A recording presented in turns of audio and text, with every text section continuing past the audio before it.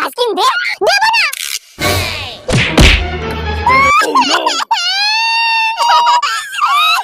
কটা মিষ্টি আর রাখি আনতে পাঠিয়েছিলাম, তাও সেটা লক্ষ্মীর সাথে ঝগড়া করে ফেলে এসেছিস। এবার দাদাকে রাখি কি করে বলাবি?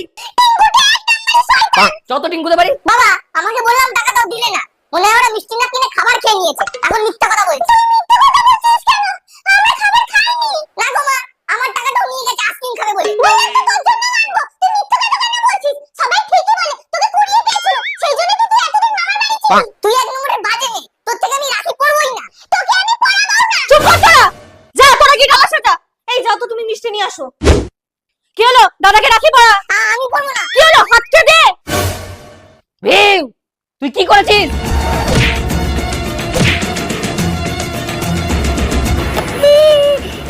কি করে?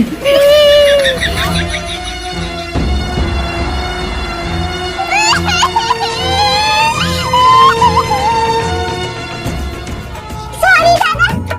धागों से बांधा এনে তোদের গিফট। एहसास दिल के रिश्ते का रिश्ता ये अब